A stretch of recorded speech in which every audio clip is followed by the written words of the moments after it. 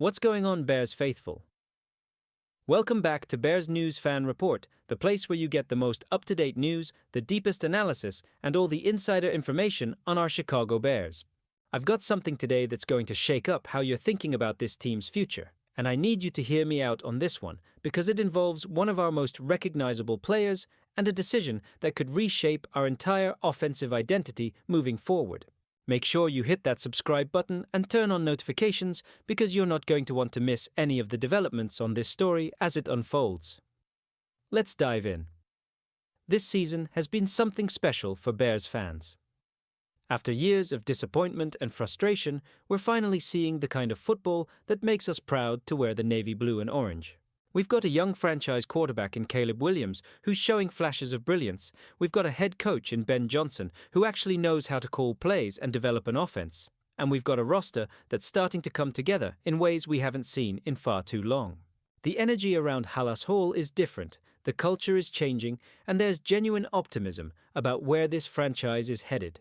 But with change comes difficult decisions, and today I'm going to talk about one of those decisions that could be on the horizon.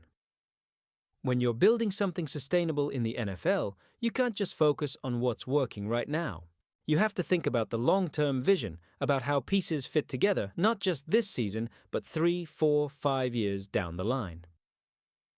Ben Johnson came to Chicago with a reputation for being one of the brightest offensive minds in football, and part of what makes great coaches great is their ability to see the bigger picture. They're not afraid to make tough calls when it comes to roster construction, even if those calls might be unpopular in the moment. And that brings me to the topic of today's video, something that's been circulating in league circles and something that I think we need to have an honest conversation about as Bears fans. This isn't about being negative or tearing down our own players. It's about being realistic and understanding the business side of football. So stick with me here, because I'm going to break down why this potential move might actually make sense for the future of this franchise, even if it's hard to accept at first. Let me take you back to when this player first arrived in Chicago. There was so much excitement, so much hope that we had finally found that true number one receiver who could be the centerpiece of our passing attack for years to come. The production was there early on, the talent was undeniable, and it felt like we had made a move that would pay dividends for the foreseeable future. But football is a funny game, and sometimes things don't develop the way you expect them to. Sometimes the fit isn't quite right, sometimes the system doesn't maximize a player's strengths, and sometimes you have to acknowledge that what you thought would work just isn't working the way you envisioned. That doesn't mean the player is bad or that the decision to acquire him was wrong at the time. It just means circumstances change, and organizations have to adapt. The best front offices in the NFL are the ones that can recognize when it's time to pivot, when it's time to make a change that might be uncomfortable but ultimately serves the greater good of building a championship contender. Now let's talk about what we've seen this season specifically. Ben Johnson's offense was supposed to unlock new dimensions for our receiving corps, and in many ways it has. We're seeing more creativity in the play calling, more diversity in how we attack defenses, and more opportunities for playmakers to make an impact. But here's where things get interesting, and this is where I need you to really pay attention. The player who was expected to be the primary beneficiary of this new system hasn't quite seized the moment in the way many anticipated. Meanwhile, we've seen another receiver emerge as the go-to option in critical situations, the guy that Caleb Williams looks for when he needs to move the chains. The guy who's developing that chemistry and trust that every quarterback needs with their top target. Rome Odunze has been nothing short of spectacular this season.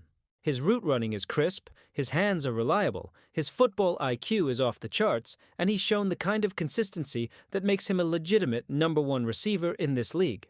The connection between Odunze and Williams is growing stronger every week, and that's exactly what you want to see when you're developing a young quarterback. But this creates a situation that the coaching staff and front office have to evaluate carefully. When you have a receiver who's making significant money, who was brought in to be your number one option, but who's now clearly been surpassed by a younger, more dynamic player in the same system, you have to ask yourself some tough questions. Is this the best allocation of resources? Are we maximizing our roster construction? Could we get value in return that would help us address other needs? These aren't easy questions, but they're necessary ones if you're serious about building a championship team. And here's something else to consider that I think is really important in this evaluation. Age and contract situation matter tremendously in the NFL. When you're looking at a player who's going to be 29 years old next season, you have to think about the trajectory. Wide receivers can absolutely be productive into their 30s. We've seen it with guys like Julio Jones, Larry Fitzgerald, and others. But the prime years for most receivers are typically in that 25 to 28 range. Once you start getting into the late 20s and early 30s, the explosiveness can start to decline, the recovery from injuries takes longer, and the overall production tends to trend downward. That's just the reality of the position. So when you combine the age factor with the fact that we have a younger receiver who's already emerged as the clear number one option, and you add in the mental errors that have plagued this veteran at times this season, you start to see why the organization might be considering a change. I'm not talking about cutting the player or just letting him walk for nothing. I'm talking about exploring trade possibilities that could bring back valuable draft capital that we can use to continue building this roster. Think about it from a strategic standpoint. If we could trade this player and get back a second or third round pick, or maybe even package picks to move up in the draft, that gives us ammunition to address other positions of need. Maybe we need another piece on the offensive line to protect Caleb. Maybe we need depth at linebacker. Maybe we need another pass rusher to complement what we already have on defense. The draft capital we could acquire in a trade would give us flexibility to continue improving this roster in multiple areas. And let's be honest about something else, the contract situation. This player is making significant money that counts against our salary cap and limits what we can do in other areas. The NFL is a salary cap league, which means every dollar you spend on one player is a dollar you can't spend somewhere else. If we can move on from this contract and reallocate those resources, it opens up possibilities for extensions for younger players we want to keep long-term, or for making a splash in free agency to add a missing piece. This is the kind of financial maneuvering that successful franchises do all the time. It's not personal, it's business, and it's necessary if you want to maintain a competitive roster year after year. Now, I know some of you are probably thinking, this sounds crazy, that we can't just trade away a productive receiver when we're finally starting to build something. And I hear you. I really do. But consider this perspective. If Ben Johnson looks at the tape, looks at how this offense is functioning, and determines that this player is no longer the right fit for what he's trying to build, wouldn't you rather the organization be proactive about making a change rather than holding on to something that isn't working out of loyalty or stubbornness? The teams that win championships are the ones that make difficult decisions when necessary. They don't get attached to names or past production. They evaluate what's happening right now and what's projected for the future. And if the evaluation is that we can get better by making a change, then that's what needs to happen.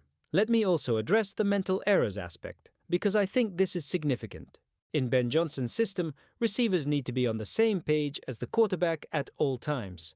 The route concepts are sophisticated, the timing has to be precise, and there's no room for mental mistakes that lead to miscommunications or turnovers.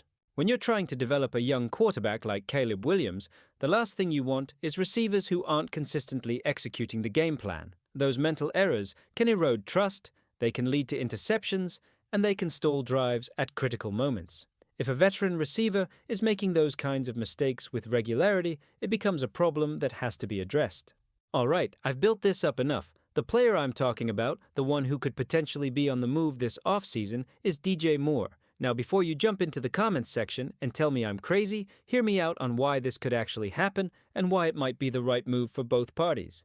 DJ Moore has been a good player for the Bears. Nobody's denying that. He's got talent, he's got experience, and there have been moments where he's made plays that helped us win games. But the reality is that Rome Odunze has clearly emerged as the number one receiver in this offense, and Moore hasn't been able to adapt to the role of being a complementary piece.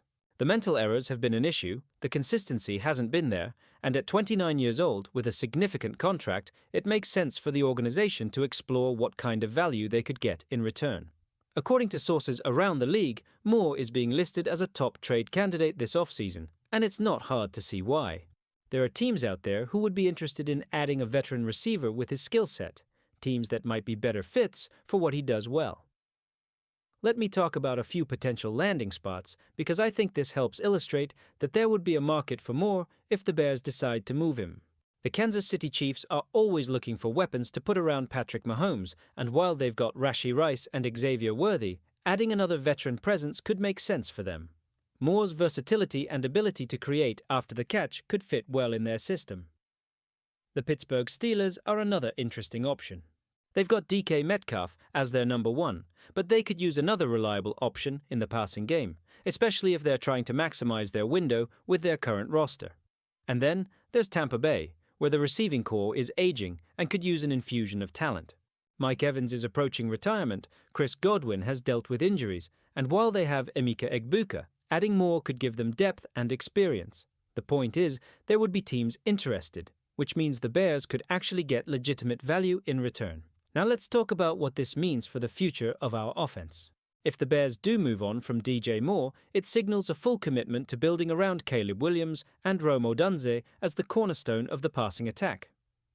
It means we'd have more financial flexibility to add pieces around them, whether that's through the draft or free agency. It means we could potentially draft another receiver in the middle rounds to develop as a number 2 or 3 option.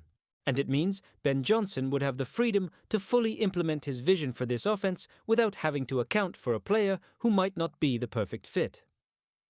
I'm actually optimistic about what this could mean for us moving forward. Sometimes addition by subtraction is a real thing in the NFL, and if moving on from Moore allows us to get younger, more dynamic, and more aligned with what Johnson wants to do schematically, then I'm all for it. I'll be back with more content as this story develops and as we continue to follow everything happening with our Chicago Bears. Until then, bear down and let's trust the process that's being built here. Bear down.